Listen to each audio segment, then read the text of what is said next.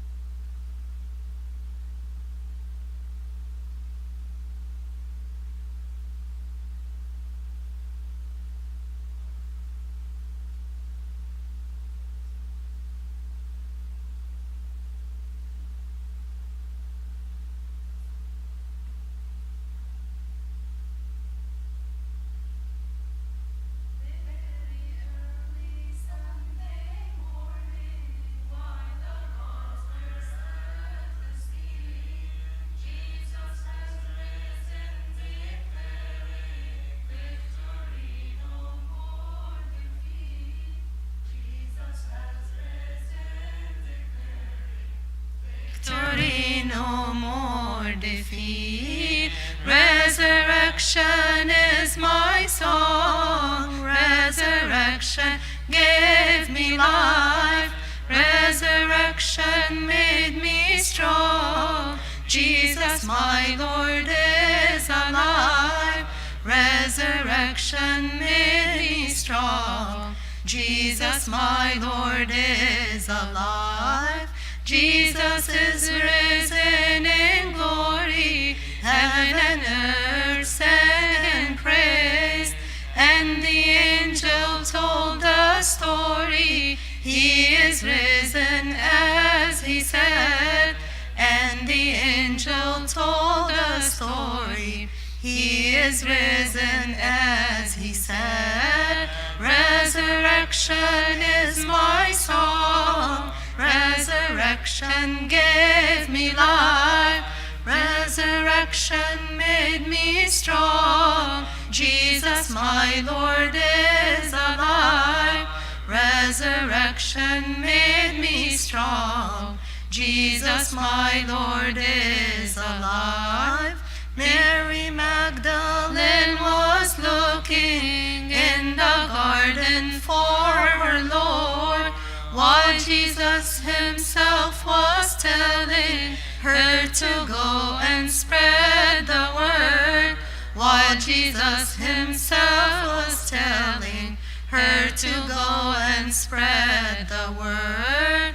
Resurrection is my song. Resurrection gave me life. Resurrection made me strong. Jesus, my Lord, is alive. Resurrection made me strong. Jesus, my Lord, is alive.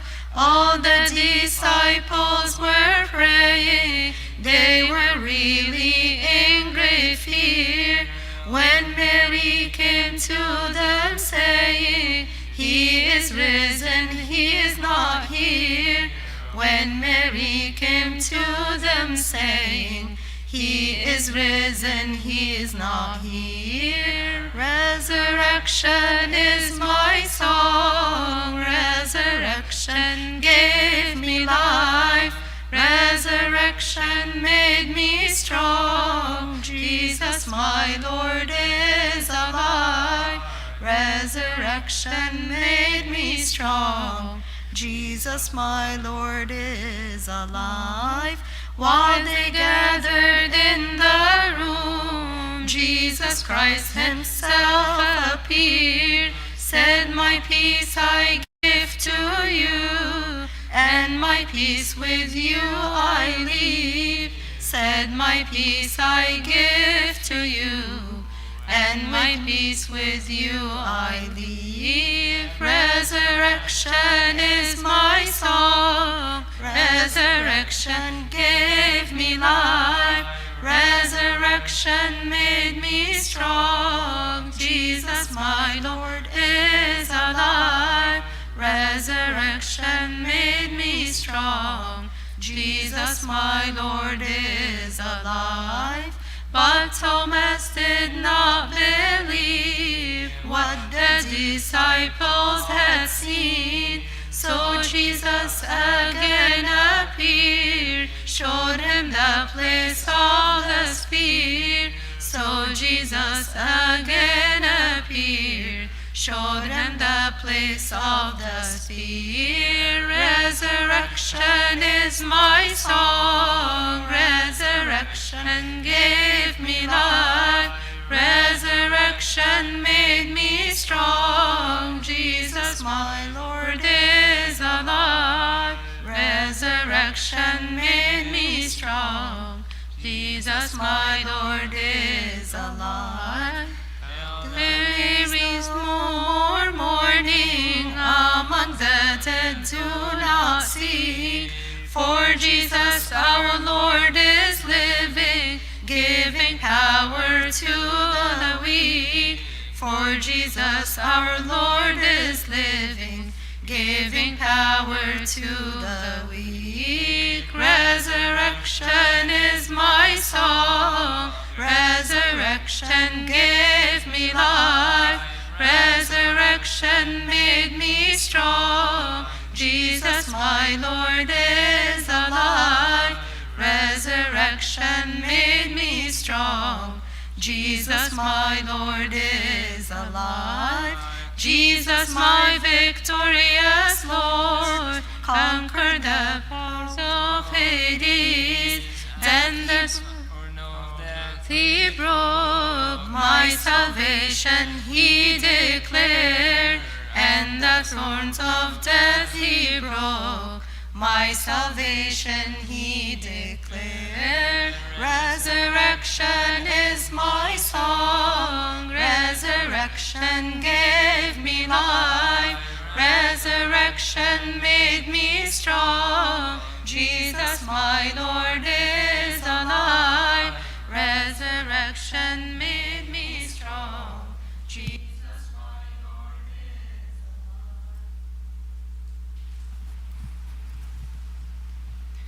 In the name of the Father, and the Son, and the Holy Spirit, one God.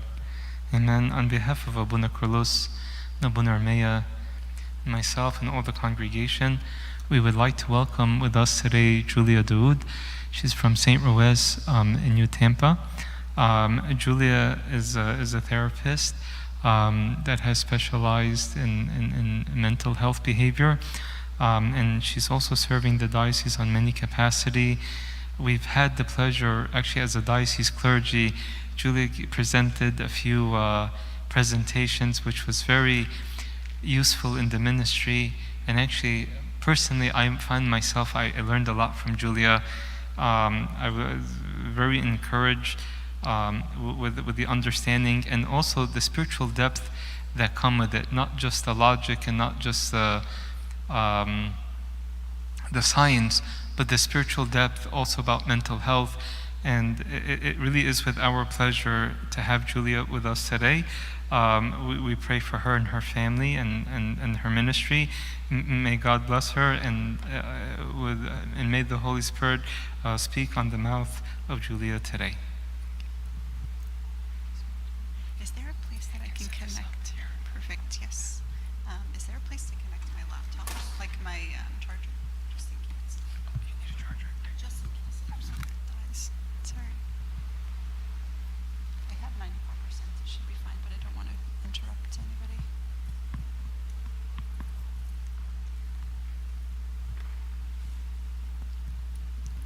Perfect. Sorry about it. Oh, Oh, it's a 3. it's probably not the same. That's okay. We'll hopefully, inshallah, God willing, it will be fine at 93%. Yes, If it's long enough, I can. it's pretty long. There is a 3 found inside in the floor outlet. Oh, it is? Okay. Yeah. Perfect. Sorry, Buna. I can. Sorry. Okay. Oh, that's better, yes. If I need it, I'll pull it over, but God willing, I won't. Inshallah. Just in case. Okay. So thank you so much, my father's the priest, for having me. It is a blessing. I just want to, before we get started, I do want to share my presentation. If anybody wants to have access to the presentation during our conversation today, you can actually access it by going to menti, menti.com, and you would just type in this code that's on your screen right now. So if you type in this code, you should be able to access my slides, and then you'll actually be able to interact with me with questions that I'm going to be presenting through the presentation. So it will give you an option to view my slides one by one as I'm going through, and then it'll also allow you to to interact with my questions. If there's something that you do not understand, please raise your hand and ask me. Okay, please do not be afraid to ask. I'm going to say a lot of words, and لو انتم مش فاهمين العربي بتاعتي وحشة جدا, so I will try to translate, and if I can't translate, I'm going to ask somebody else to. Okay, so I'm going to, hopefully you can see this code. It will show up again on the question when I have questions that are posted. So menti, menti.com, and then enter, and then you're going to put the code. Okay, so I'm just going to move along, and we're going to jump right in.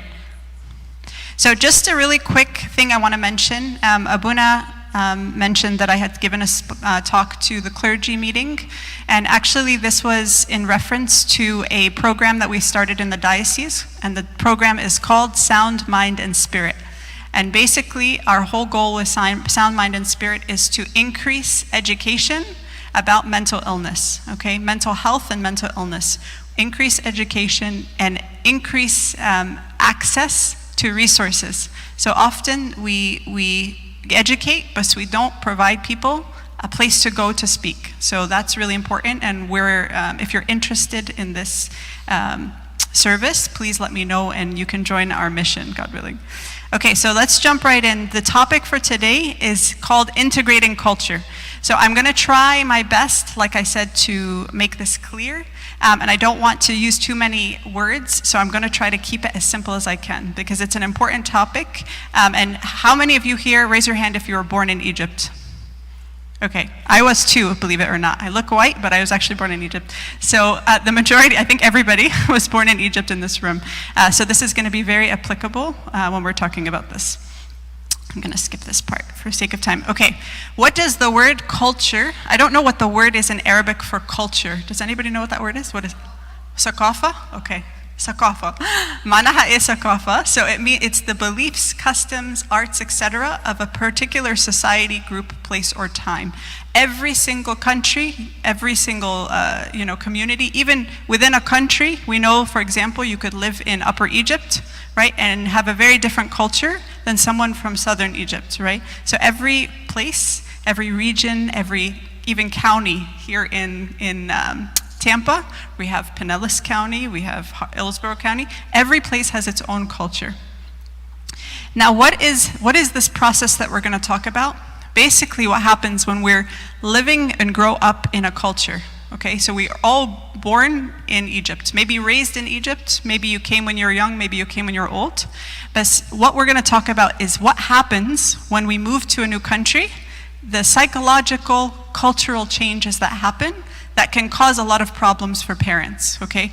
And we're going to talk about that process. And that process, if I use the word acculturation, I just mean that the effects of moving to a new culture, okay? These are all the effects. So there are 4 dimensions, we call them, okay? 4 dimensions that we can think about when we try to figure out where do I fit in. يعني لما بفكر نفسي, I came to this country, what category do I fit into? Okay, so I want you to think with me.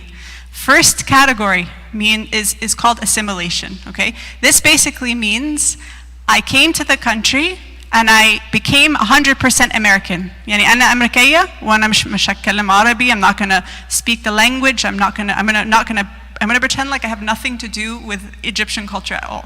I'm just going to be 100% American, okay? دي اسمها assimilation. The second one is separation. I come to America, I want nothing to do with being American. So I stay here, I act Egyptian, I speak Arabic, I only socialize with Egyptians, and I want nothing to do with American culture, okay? So I reject it, but I'm living in America, okay?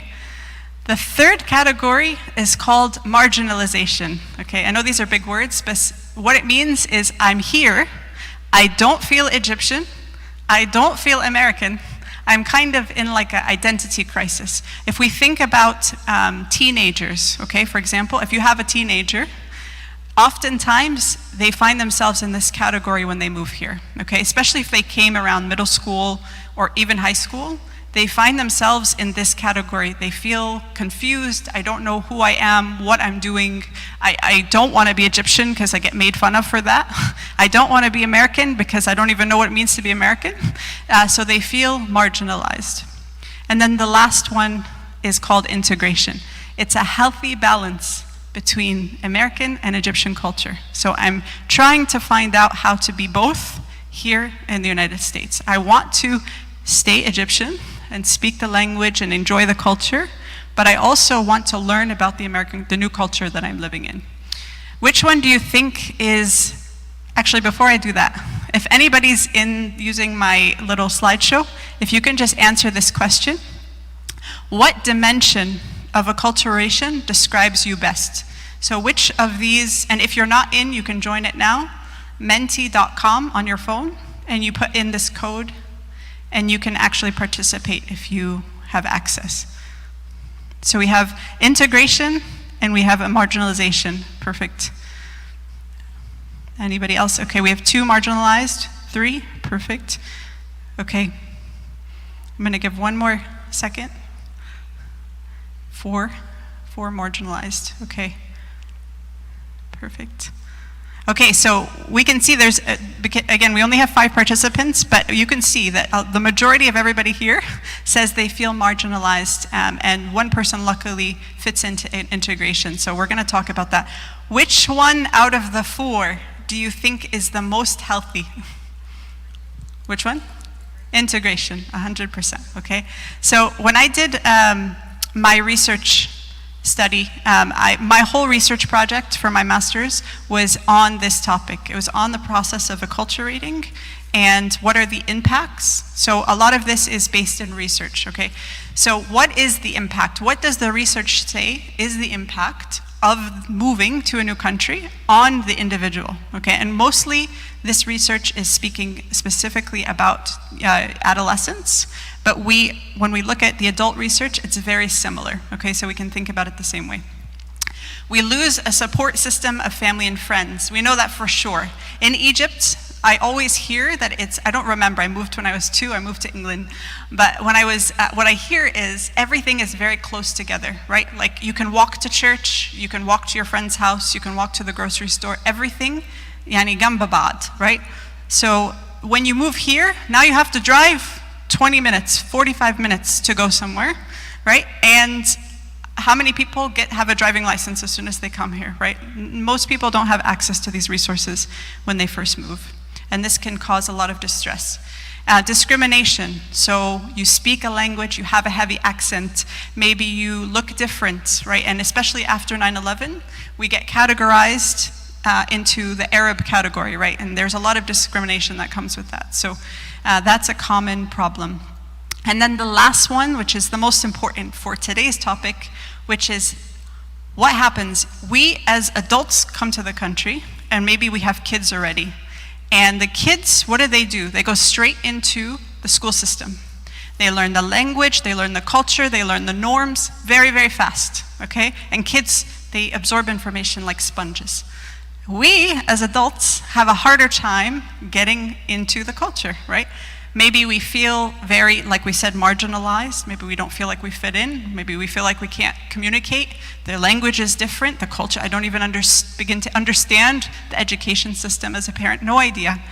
And what happens is a divide between the parents and the kids. And the gap, like a wedge, just keeps getting thicker and thicker until there's constant fighting and arguing between parents and their kids, okay? So these are the common problems that occur when people move to a new country. But there's a lot of good news, okay? And we talked about this. I said, what's the most effective category?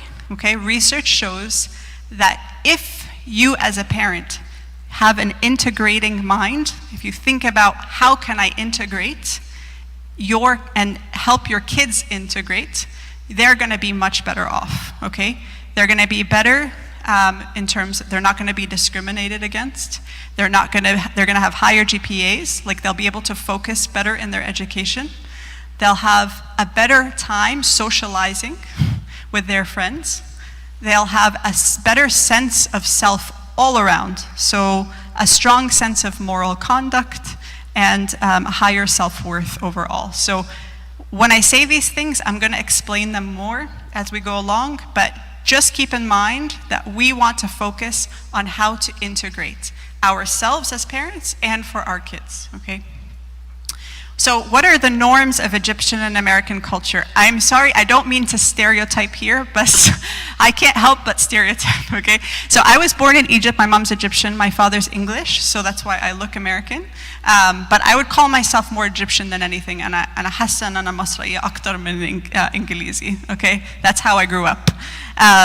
So I understand a lot of these things. So of course, typically speaking, right, we have language that defines our culture, so we speak Arabic. Collectivist culture. So in Egypt, right, we have big families, everybody's involved in everything, right? There's no decision that gets made without the involvement of mama, baba, teta, giddu, great-grandparents. Everybody makes decisions together, okay? And that's a blessing, and sometimes can be a distressing thing, depending on the situation. Yes, 100%. We call it enmeshment in my career, in my work, but we don't know how to separate what's my responsibility and what's somebody else's in my family. But it has its benefits, right? Most people in collective countries have a lot of social supports, and they get through the most devastating situations because of their social supports. So we lack that here in American culture. Here, everybody for themselves, right? What happens when you turn 18? Yalla, itla min al-bayt, go take care of yourself, right? Here, you don't take care of yourself in Egyptian culture until you get married. Then you can live your life, right? So these are the norms. In Egypt, if you think about it, there's no exposure to diversity. Everybody, even whether you're Muslim or Christian in Egypt, Arab culture or Egyptian culture is pretty standard. Everybody kind of fits in. The only difference, right, is the religion. But there's really not much diversity. You're not going to find a big population of Asians living in Egypt, right?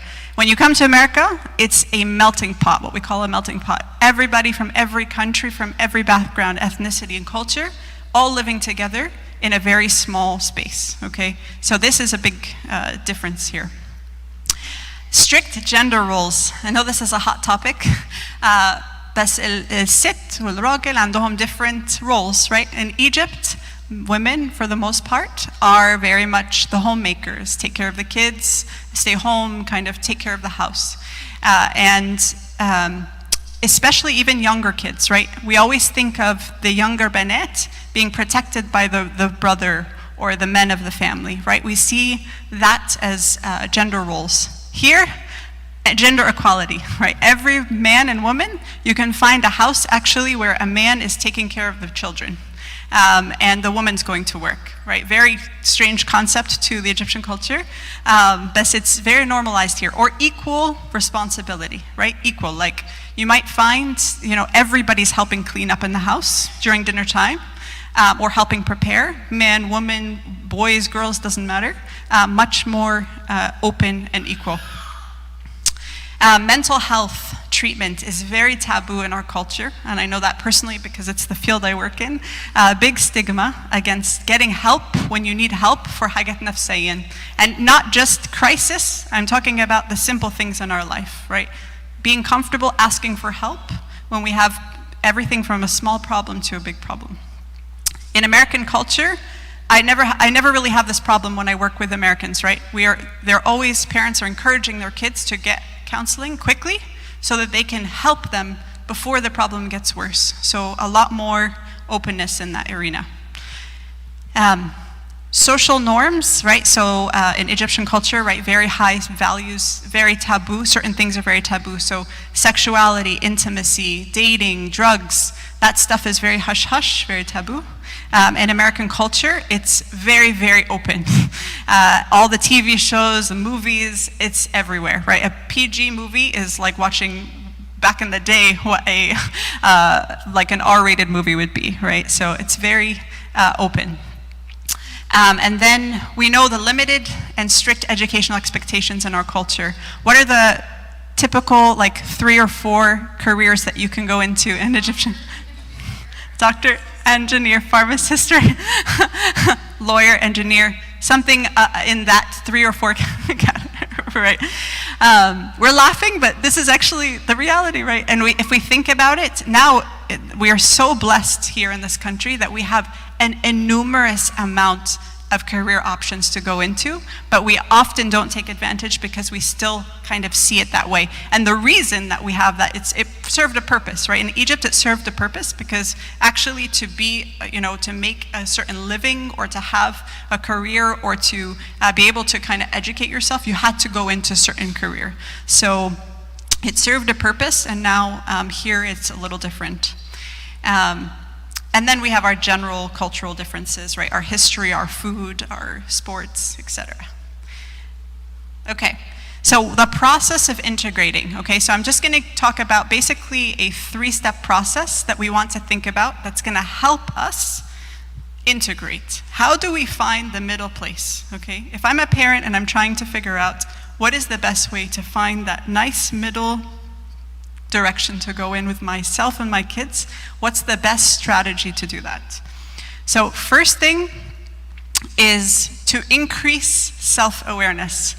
I remember when I've taken this presentation and changed it quite often over the years. I did this back in 2013, I think. And it's been changed multiple times, but this part I never really had in my presentation, and it just occurred to me as I was re-preparing, is that oftentimes we don't even know why it is that we have a way of doing things, right? Like sometimes we don't even recognize it. It's second nature. Second nature for me to have a rule or to do things a certain way that's maybe causing problems, right? But for some reason, I don't even step back and say to myself, wait a second, what's going on here? Where did this even come from, okay? So first step is I have to be self-aware. How do you say that in Arabic? What's a good way to say self-aware? What is it? I was like, that sounded like a long sentence. Ta'araf nafsak. Okay, yeah, I think I could have probably. So, لما تعرفي نفسك أو نفسك, that is the best first step, okay, to find yourself. Where am I in the process? Like I asked you guys that question, are you marginalized? Are you integrated? Are you separated? First ask myself, where am I? Okay? If I am marginalized, right, if I don't feel like I fit in any direction, how am I going to help my child feel integrated if I don't even feel like I fit in? okay? Our kids are very, very, we have a word called perceptive. They know what we're going through. They see our stress. When I'm home and I'm yelling at them, basawat or whatever, they know, they see, they feel our stress and they respond to it, right? And sometimes it's a matter of step back and say, wait a second, where am I? Maybe I don't even have my stuff together, but I'm pushing my agenda on my kids and I don't even know where I stand or what I'm doing, okay? So we have to step back, ask this question. If I struggle to be in the middle, right, and I'm always kind of having these arguments, what are some of the barriers? What is my problem? What am I going through? What am I struggling with? Am I struggling with accepting that this is the culture that I live in? Like, is this a hard thing for me to accept? Like, this is the culture that I chose to bring my family to. Oftentimes, we don't even, we have a perception of America, like the land of the free, things are better, easier. And actually, it's quite a difficult transition and nothing to be ashamed of. Like, a lot of families, they come here and they have all these expectations that it's going to be easier. And what they find is the exact opposite. It feels much more difficult than it was easy. Why? Because of all the natural consequences of transitioning. So you're not alone that you feel that way, but we have to figure out why we feel that way and try to fix it within ourselves before trying to address it with our kids. So if I find myself arguing, fighting with my kids often, is there possibly a struggle I'm personally going through? What am I going through, okay? And am I willing to seek help when I feel overwhelmed and lost? And this is a big thing I advocate for. Do not think that just because you're an adult and you have to have your life together because you have children doesn't mean that we can't ever ask for help. We have to ask for help. We have to figure things out for ourselves in order for us to help our loved ones, okay? So increase self-awareness as the first step to integrating. Second process is to be open to discussion, okay?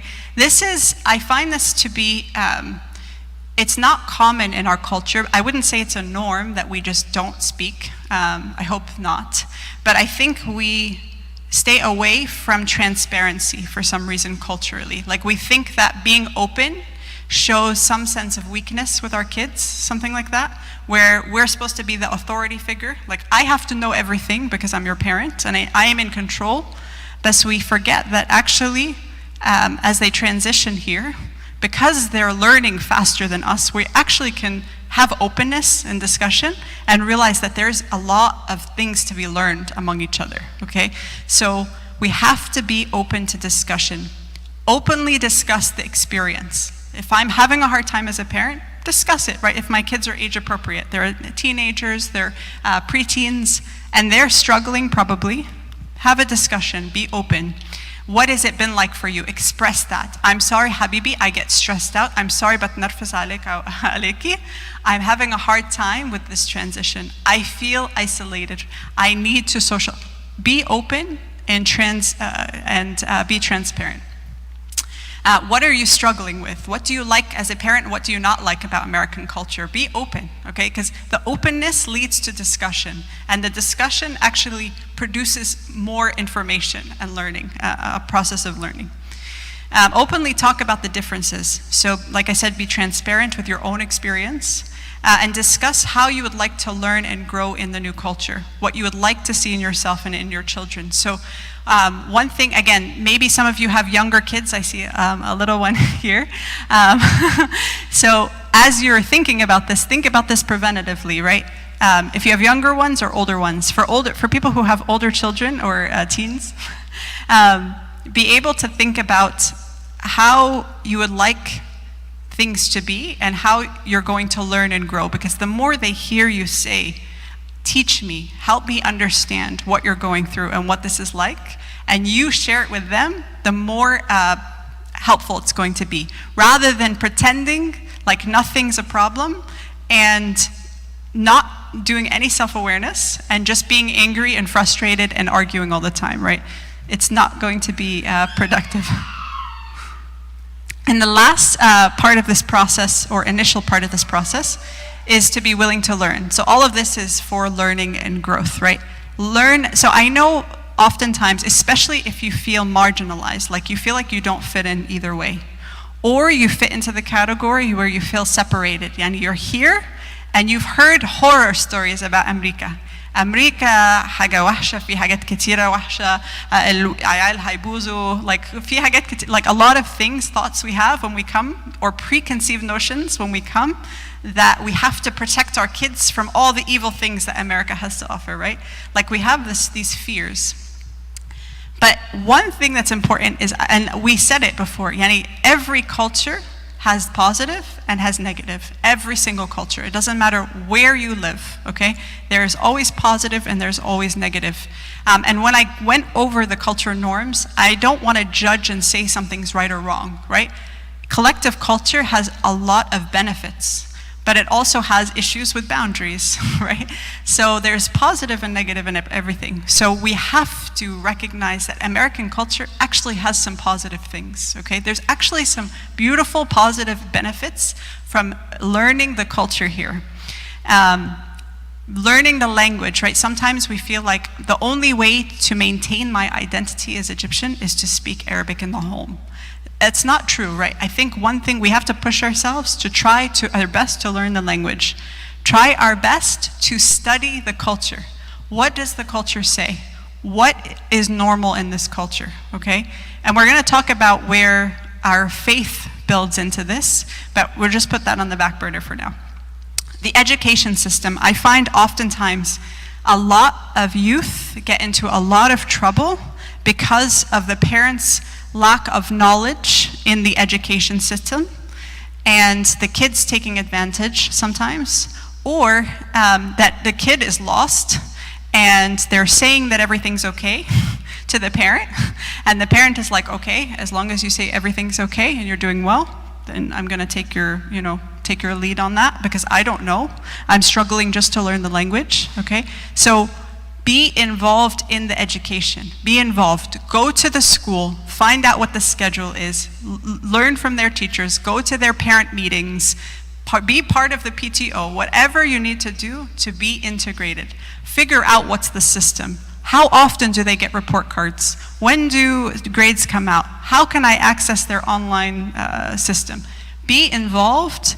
And I'm going to tell you, the kids who try to keep you away, okay? The kids who try to push you away, they're the ones in the long term that will turn back and say, you didn't care, you didn't pay attention, you didn't get yourself involved. Always the case, okay? Why? Because as parents, oftentimes, actually, I just had twins last year, okay? So I'm a mom of now 2 toddler twins, and they are very funny. Like, I watch them and I say to myself, it's funny how kids from the time that they're born until we're now adults, we always test boundaries. Always. That's just part of our nature. We're testing the boundaries. We're trying to break every wall we can. And if we allow the kids to test every boundary and to break every boundary and don't teach them what the rules are, how to stay in the lines, give them support to figure things out, they will get very lost. And in the end of the day, because that's what they want. As kids, they want to break all the boundaries. They want to break all the rules. But really, underlying all of that, they need you to set the rules. They need you to create safety, to create control, to create rules and boundaries. They need that from us. But they will never tell us that because they don't know. We only know that when we become adults. So we have to get involved, غصبًا عن what they're telling us. Okay. Tell me, who's your teacher? Let's get involved. Let me email. Let's speak. And if you're having a hard time learning about that and figuring it out because of the language barrier or whatever, ask people for help. You have a whole community and congregation, and that's my next point. Find a church community.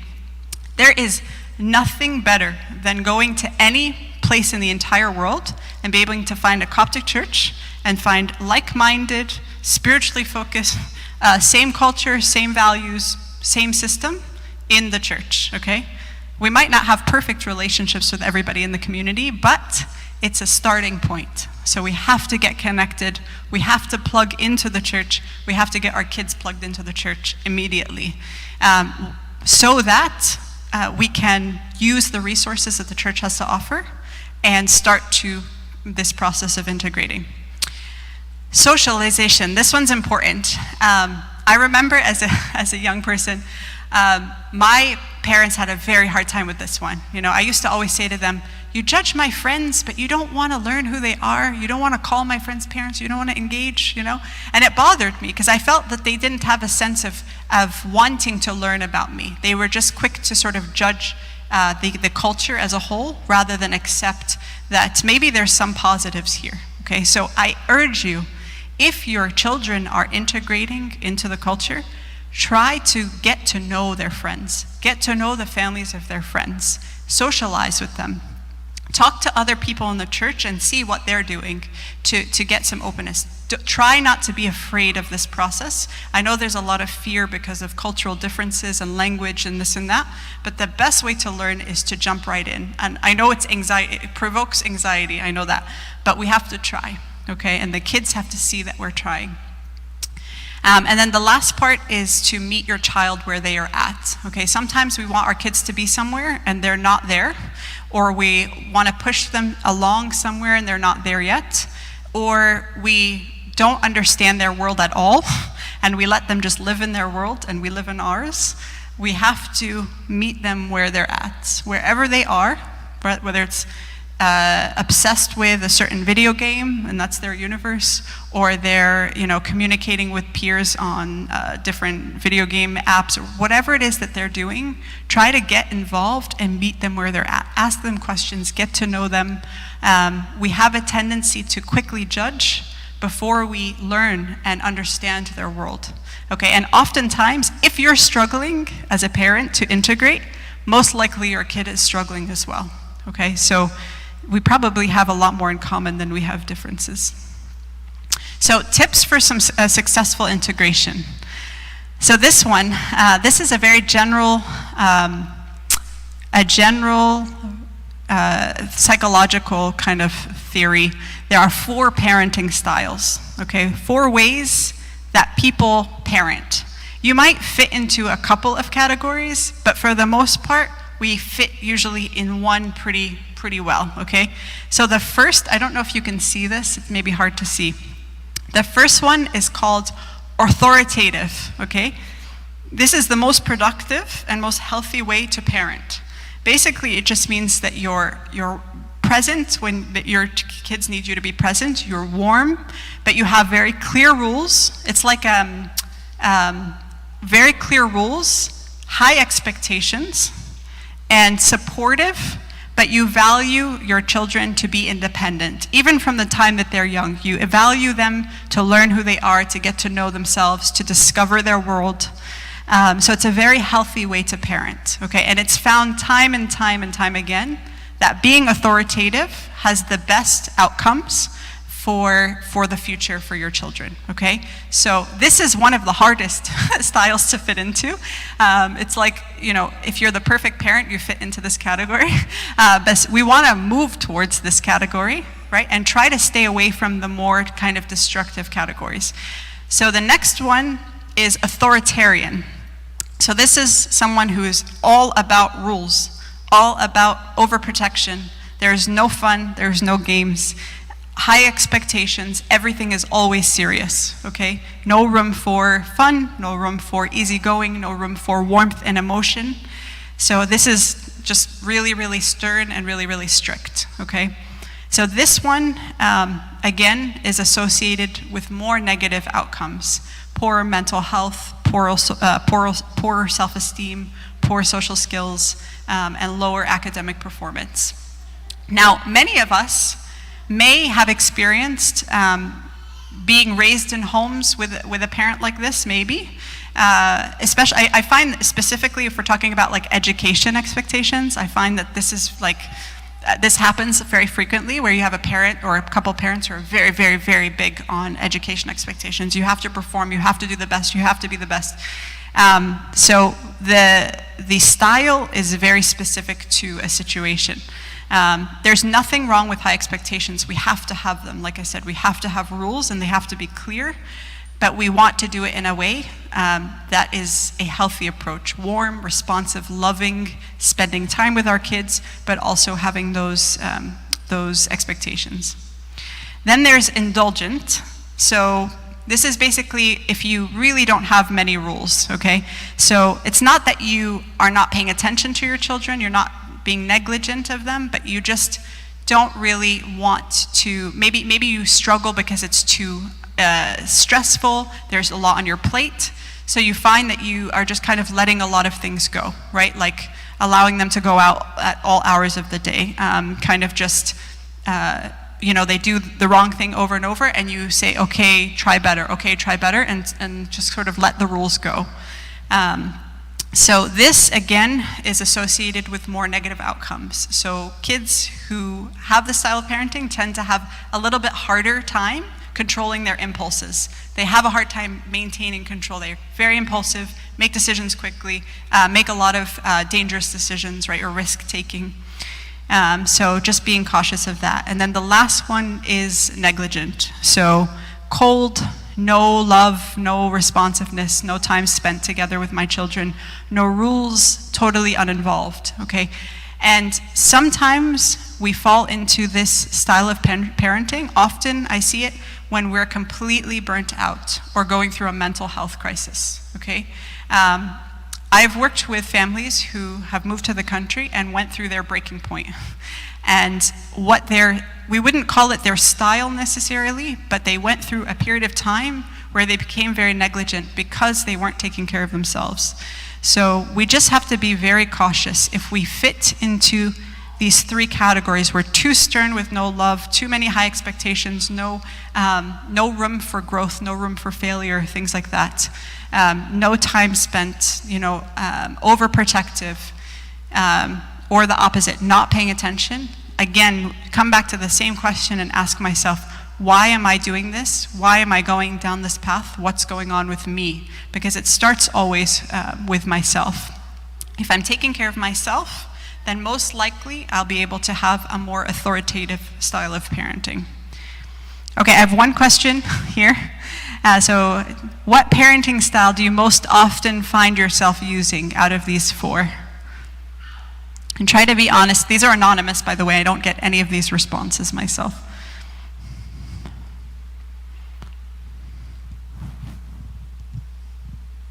And if you don't know where we're at, menti.com, and use that code at the top to enter. Perfect, okay. So I'm gonna go with 5 because that's how we had before. So most people fit in the authoritative, which is great. And then 3 fit in the authoritarian, which is great. Again, just paying attention, right? Most of the time, I have a certain type of parenting because I learned it from my own family, okay? So I was gonna put in our cultural norms, we have a tendency to fear blaming our parents for some of our problems. Like, this is like innate, we feel very guilty doing that. I work a lot with people who I have to say, like, you're not judging them because they're doing the best they can, but we have to identify it, right? Like, where does the behavior come from? So that I can start to take care of it, right? So being aware that sometimes the reason why we are this way is because we learned it from somewhere, and we have not thought about it as something that we need to change. But I will just say, if you're in the authoritarian category, to be more in the middle, integrated, we want to move towards the authoritative, okay? And to do that, first you have to work on yourself and figure out why it is that I'm sort of always strict and not necessarily warm and responsive. Okay, so this piece, the religion and culture, this piece is tricky because I know some people who always say, like, can't we just extract culture from our religion? Like, can't we just take all the Egyptianness out and just have a perfect Christian faith, something like that? And I always say it's almost inhuman to remove culture from the human, okay? Every single person has a culture, right? Even people who claim they have no culture, it's like saying you're an atheist but you don't have a belief system. No, atheists, they have a belief system. They believe that God doesn't exist. It's a belief, right? I have to have faith that God doesn't exist in order for me to be atheist. So it's the same idea, right? The same idea is, if you're a human being that exists on this earth, you have a culture, okay? Whatever that culture is, and that culture is maybe changing depending on where you live, what your thought process is, what you accept, what you don't accept, what you reject. So whether we like it or not, our Coptic Orthodox faith is very integrated, and there's a lot of overlap with our Egyptianness, right? The word Coptic means Egyptian. Therefore, we cannot extract our Egyptianness, which our kids would like us to do. Why can't you just stop being Egyptian, right? Like, just be more American. Like, what's wrong with you? We can't do that, okay? It's just part of who we are. And the best thing that we can do is try our best to identify what is what when we're making decisions, okay? And I say this, your kids will learn this as they grow, but you want to help them understand this process. We want them to understand that you cannot take culture from the human. Every human being has a culture. So it's important to be aware of the overlap and know what our religion is, our faith, our beliefs, our morals, our values, right, of our Christianity. Everything that we believe. Now, there's a lot of overlap with our culture, right? So if I say our culture has social norms like, sexual promiscuity in our culture. You turn on the TV, people are, having sexual intimacy, and it's very clearly there. As a Christian, right, we can say that that cultural norm is not appropriate to our Christian faith, right? We are not allowed, or we shouldn't be recommending or encouraging our kids to view these things, and we should discourage them because our value system says that this is not appropriate and it's not healthy and it's not good for us. So we want to always ask ourselves, and our kids are so much smarter about this. They're very smart. Yani, you can get into many logical arguments with your kids about this point, right? So we first have to ask ourselves, is the rule that I have, that I'm implementing in my home, is it based in culture, or is it based in my Christian faith? We have to ask this question, not because we identify that you can extract one from the other, but we want to make sure that the message we're sending, if we're integrating, is that I'm willing to look at my cultural norms that I grew up with and change them if they don't make sense with my Christian values. Yani, the things that are based in culture, I can actually be flexible because it's not necessarily an issue with rules. Like, you don't want to break a Christian moral or value, so I'm willing to let this cultural piece go, okay? We have to be willing to do that. We have to be thinking about how we can do that, because oftentimes they're going to come to you and say, you're just doing this because you're Egyptian, right? And you're going to say, no, like, okay, all right, let me stop. Am I doing this because I'm Egyptian? Does this make sense according to the circumstances? Or am I just doing this because, I'll give you a perfect example, okay? Perfect example, the best 3 words you can ever use with your kids, because I said so, okay? Try to avoid to use those words. I grew up on those words and it used to drive me crazy, okay? If you have, especially as your kids are, like I said, going through preteen, teen years, or in middle school and even elementary level, they're going to ask you a million questions, okay? They want honesty and they want openness. So culturally, what we were raised on is tisma kalam mama wa baba, right? Like, no going around that. Inta tisma غصب عن what I'm saying, and when I'm saying it, تقولي حاضر وخلاص, okay? This is our cultural norm, right? But unfortunately, when you come to a culture where kids are talking back to their parents, potentially, right? Or you're in an environment where the norm is, a lot of the time we're seeing the kids are in control of the parents, sometimes, okay? Not all the time, but sometimes. Then we struggle because we're up against, like, the perfect situation for a teenager. Lots and lots of independence to make decisions. So we have to be very thoughtful and really ask ourselves the question, is the rule I have right now that I'm really sticking to, does it make sense? is it culturally appropriate? Is it going to, if I change the rule, is it going to break my Christian values? If the answer is no, then be willing to change it. Be willing to change it.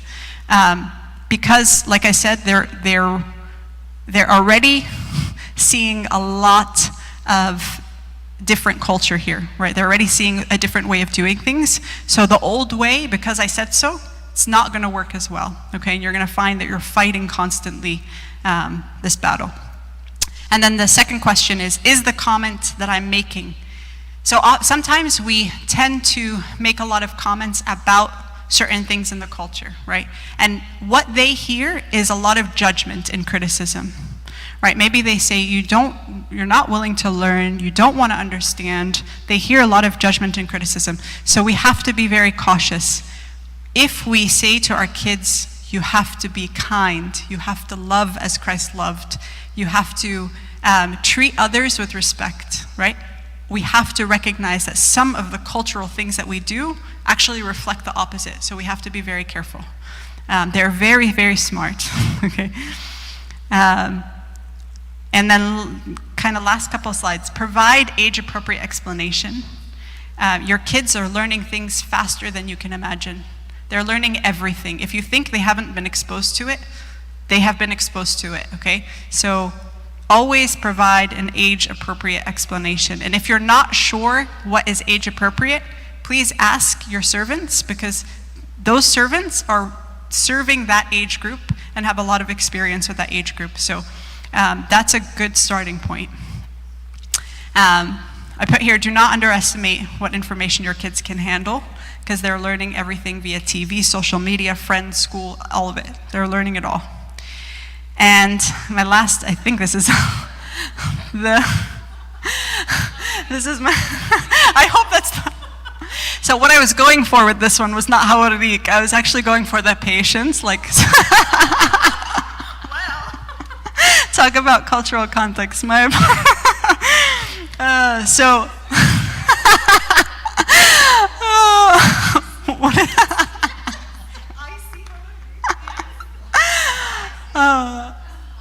yeah, right, stand up, be patient, okay. So depending on what household you grew up in, this means something different. So what I mean here is 90% of how we respond to our kids is all about approach. And this is the hardest thing, I will say. It is so hard because we are humans and we grew up with all kinds of approaches. We grew up with mitnerfis, like, stressed, angry. We grew up with maybe a situation where our parent always focused on the negative before the positive, okay? A lot of these problems are learned behavior. We learn a lot of them. But the good news is that we can unlearn them, okay? Because they're learned, we can unlearn them. But we have to take the steps to do that. So always think about my approach and how I am dealing with this circumstance and this situation with patience.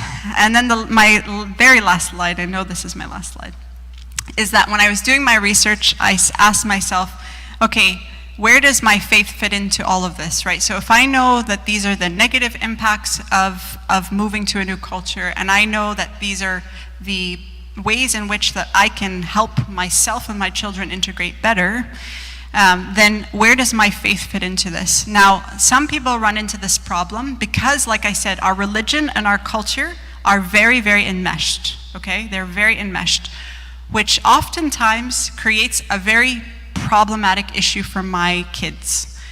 Sometimes because they don't want anything to do with the culture, they also don't want anything to do with their faith because they see it as one and the same. They see the culture and the faith as the same thing. Okay? And it's so sad to hear that this is the process, because all the research that I came up with when I was looking through, my research style was a literature review, so I went through lots and lots of literature that already exists.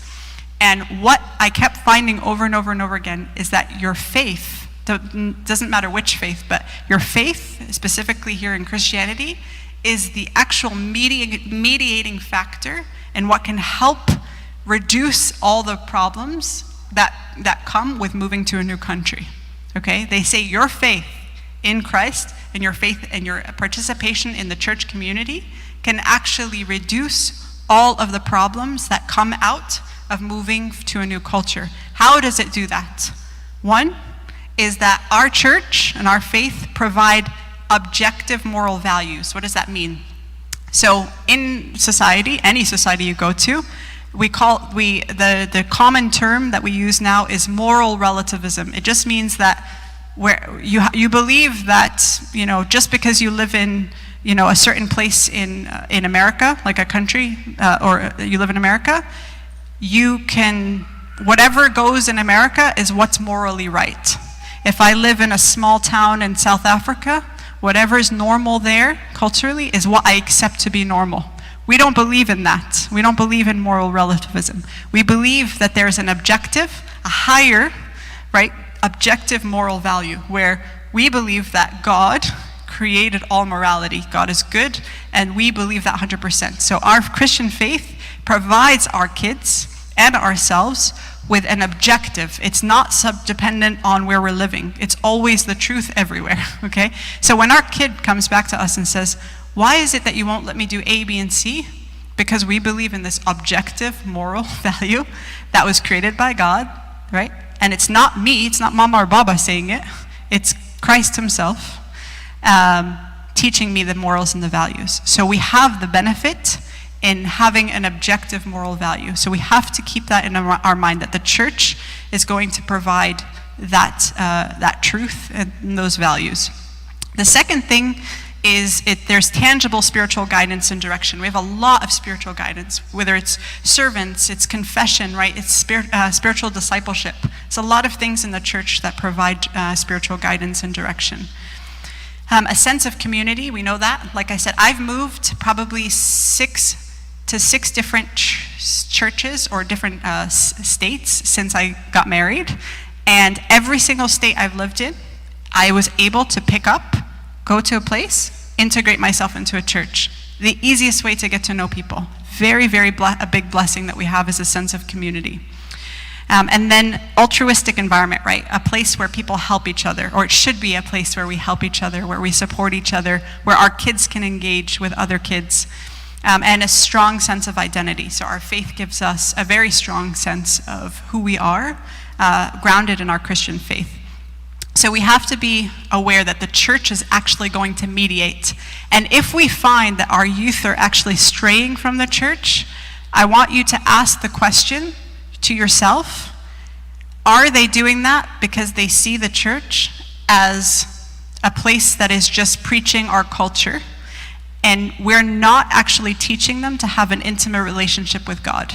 Okay, the best turning point for myself when I was a teenager, I actually had a really hard time accepting the church as a teenager, full disclosure. What happened for me was actually a personal relationship with Christ, right, which I didn't learn, unfortunately, when I was in high school. But when I did realize that, wait a second, like the church offers a personal relationship, then it didn't matter what the culture was, because Christ doesn't change. He doesn't change, right? So we have to, if we're struggling with this piece, bringing my child to church, they need to be here because this is the place that's going to actually mediate some of those problems. And in order to get them here, we have to start from the scratch. Why are they being pushed away? What's going on with them culturally? And maybe it's because I, as a parent, I'm struggling to find the middle ground with them, to integrate. Okay? I need to have a healthy balance between Egyptian and American culture, not reject the American, not leave the Egyptian. I need to find somewhere in the middle. I had a case study, but I know we're out of time, so I want to make sure we're good for time. I'll just open it for questions if that works, real quick, just like maybe a minute. Does anybody have any questions at this point? I know we're out of time, so we actually don't need to take questions if you want to do it a different way. You sure? Yes. First, thank you so much for two things, for coming today, also for our high schooler that you did last year. I really want to thank you for both. Thank you. The question that I have for you is that you said it is really hard and maybe unhuman to deculturalize us as members of the church from the culture we have. But you also mentioned something that youth might have struggled to feel that they belong, maybe because of the culture, not because of the faith. Right. So it's two things. How do you see the future? Like, do you see that we are going to struggle in the future keeping youth in? And if you agree with this is what my idea. If you agree, I hope you don't agree, but if you agree, what is your solution? Those are big questions. Okay, well, I can't speak on the whole church. I can only speak my personal opinion. I do think we're going to run into this more and more as time goes on. My solutions are that parents integrate. Okay, number one, as a parent, we have to take steps to integrate into the culture. Because what they're seeing, our youth are seeing that we're not willing to learn and to discover and to actually adopt some of the good, really healthy American culture. Like, the kids are not seeing that. They're seeing that we're isolating ourselves in the church community and we're not willing to expose ourselves to the outside. So yes, I do think it's going to get worse if we don't integrate. And I think that the American Coptic Church is actually going to be serving this purpose as well, right? I think that by having a church that is of American culture is actually also going to serve this purpose. So I'm very thankful that is something that His Grace and the church in general has started to establish, is a church that is strictly American culture and English speaking for the youth as they get married and go off, and I think it's going to help keep them aware of our faith and recognize that like the faith and the culture are very integrated, and actually you can be a part of the faith with your American culture. So I know that didn't answer your question 100%, but those are just some of my thoughts. Yes.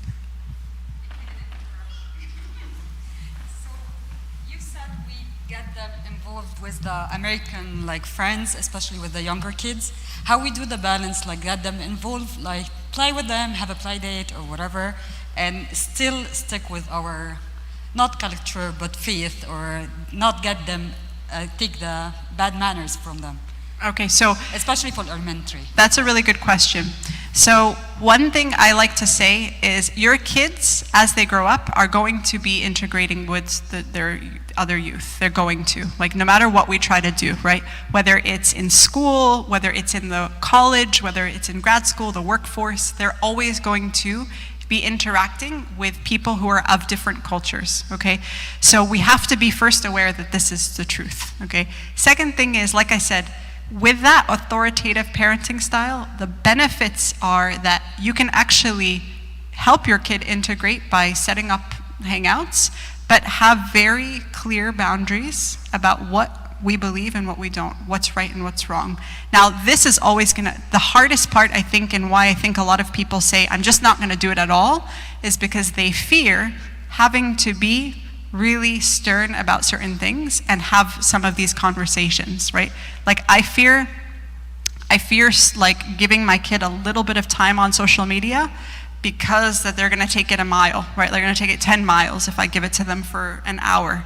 But the key is the consistency. I have to set boundaries and limits. So there's a way to do it. When they're younger, it's easy because you don't need to have them spend too much time outside of the house with new people, right? They can just interact with their teachers, with the kids in the class and school. They can do the majority of their social gatherings and activities with kids in church for the most part as they're younger. As they start to get a little older, elementary, middle, again, it's just all about boundaries. It's what rules do you come up with, Do I say to my kid, listen, you're not going to be able to sleep over people's houses. I'm just setting that rule, kind of set blank, okay? This isn't going to happen. And you have to explain why if it's age appropriate, right? It's very simple to say to your child or your preteen, you can't do this because we as a culture don't feel like it, I'm not comfortable with it for many reasons. Whether, it's setting the ground for you to be able to go out and maybe drink with friends and we don't know what's going on. Be very transparent and open. Don't hide things from them, right? Don't pretend like they don't know what you're worried about. They're not going to like it, but you have to be open and clear. So I'm not saying go 100% and get them integrated. I'm saying the middle ground. There's boundaries there. So you can go out for a play date with these friends in my home where I feel comfortable. I can see you playing. I can see what you're doing. And then you can go and spend some time with your church friends. There has to be some moderation. So I'm not advocating for a free-for-all with people we don't know. But something to point out too is that there are a lot of really, really good American kids in their school, like a lot of them. I used to work in high school settings for 5 years, and I always had these teams that I had to create and collaborate with in the school. And these were kids that were very at the top of their class, very religious Christian, very hardworking, very dedicated to their sport. There are many really good kids in their school. They just have a hard time picking those kids because they're struggling with the cultural piece sometimes. So we have to educate them on those things, right? Pick good friends. Figure out who actually matches your values. When you're thinking about, like, we want to just be we encouraging them to meet people that they're like. There are kids like that.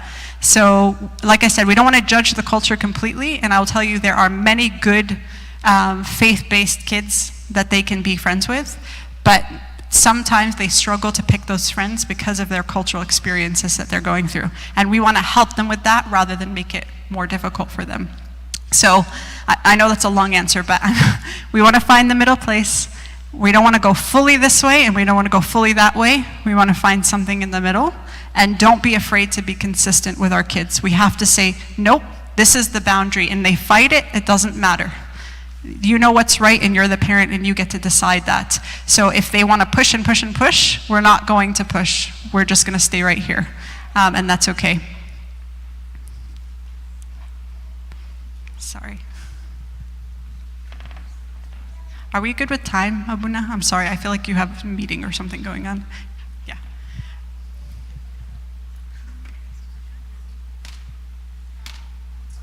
Sorry, I'm just afraid of... I just have a question. Sure. So there is that fine line between, am I explaining enough for them to understand that I'm not with this and I'm against what you... So I'll give you an example because that's going to make it clear. So my son, he's 10, he's elementary, right? He picks his own friends, basically. And he's got some friends that it's not them, but the whole family or whatever is going on, their family situation, I'm not with.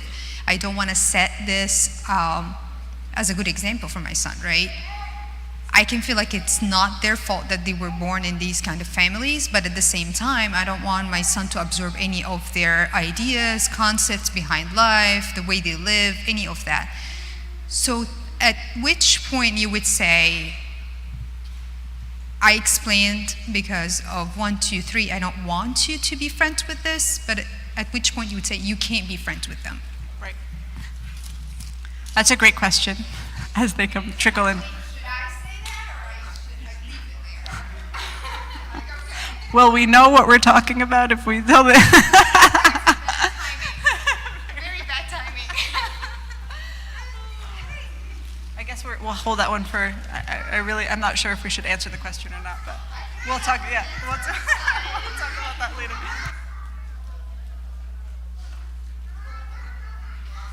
Q&A. We can go to the Q&A.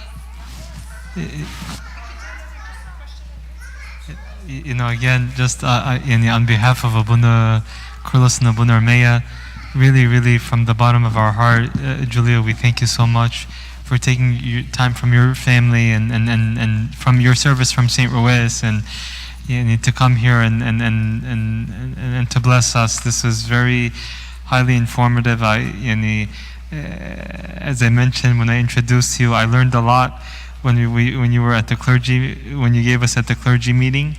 And again, I felt today I learned more. And even though myself, being born and raised here, in the States. Even myself, just hearing what you had to say was really wonderful. Very much appreciated. And may God bless your family and your service. And God willing, we will have the blessing of having you again. And